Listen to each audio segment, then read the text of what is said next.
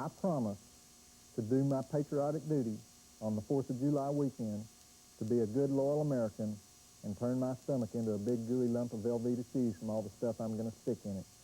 This is Joe Bob Briggs on Drive-In Theater, making gall darn certain that you're going to start this holiday weekend off the right way by observing all the things we got to be thankful for.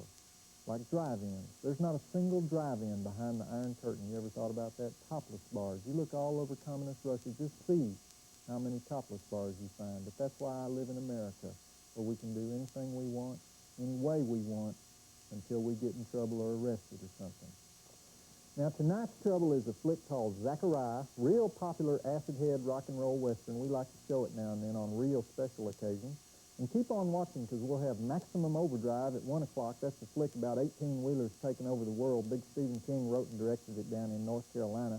And then at 3 on VCR Theater, we got War Games starring Matthew Broderick as a kid that starts World War III with his little computer. One interesting thing about Zachariah, it was made back in '72 when there was still some hippies running around making movies out in the Mojave Desert, and so it don't make sense. There's no plot or nothing. There's a great song in it called I Ride a Stallion, His Name is Fred. And there's a great scene where Doug Kershaw is out there wandering around in the desert plucking on his fiddle and searching for somebody to sing back up and maybe fix his teeth. Hope you got some new ones by now, Doug. It's disgusting.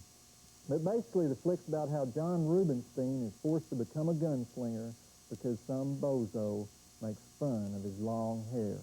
So, of course, he's got to kill him. I believe you'll enjoy it, even though it's got a PG on it. After it's over, we're going to read some mail that poured in. He was Matthew the Wimp. Like I say, it's kind of a one-of-a-kind movie. All right, we got a letter tonight from Trainer, Pennsylvania.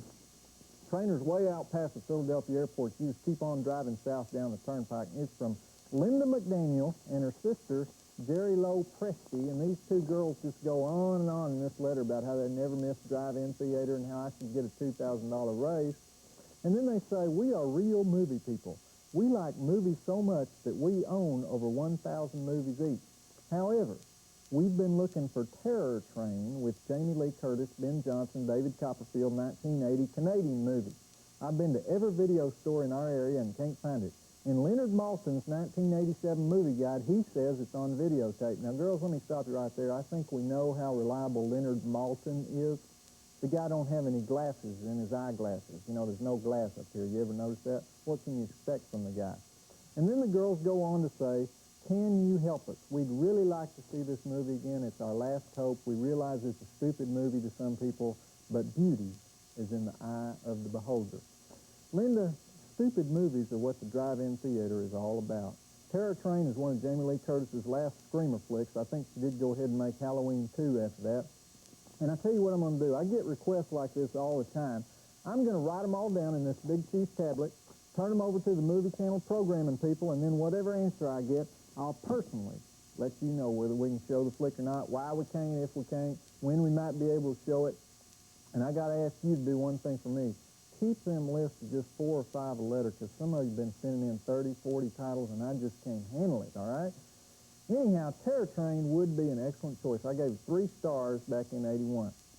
I want to mention one other thing we got going here on Drive-In Theater. You know, I have a column.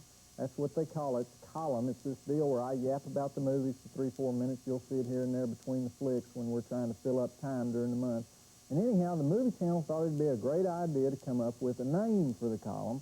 And they thought it'd be a great idea to have a contest to name the column. And so the bottom line is, if you'll send in a good name for the column, like Joe Bob speaks some very smart stuff about the movies, that'd be one possible title, and we pick your name, then you can win a Joe Bob Briggs Dead in Concert home video, which is about 2 years old. It's this deal I did down in Texas after I got kicked out of the newspaper. And then we're going to toss in another prize, which is my book, Joe Bob Goes to the Drive-In. It'll be out in October. But the winner will get the very first one off the presses. We'll do it up real special for you. And not only that, the first 100 people that send in a ballot, you get a free book anyhow, even if your entry is real stupid. Anyhow, if you want to enter, here's the rules of the contest. 1, you got to be a human being to enter. 2, Leonard Maltin is ineligible. 3, all entries must be in writing. Of course, that leaves Leonard out automatically. 4, deadline is August 15, 1987. 5, put Joe Bob Contest, write it on there on the outside of the envelope. Now, if you want to write in about anything, Send your mail to the Movie Channel mailbox, P.O. Box 1264, Radio City Station, New York, New York, 10101. But remember, if it's for the contest, then write Joe Bob Contest on the envelope. You can also write in just to discuss the meaning of life with me. Be sure to come back next week for Drive-In Theater's next classic, Hundra, which is in the Drive-In Hall of Fame. Real great one. I'll see you later. You hang in there.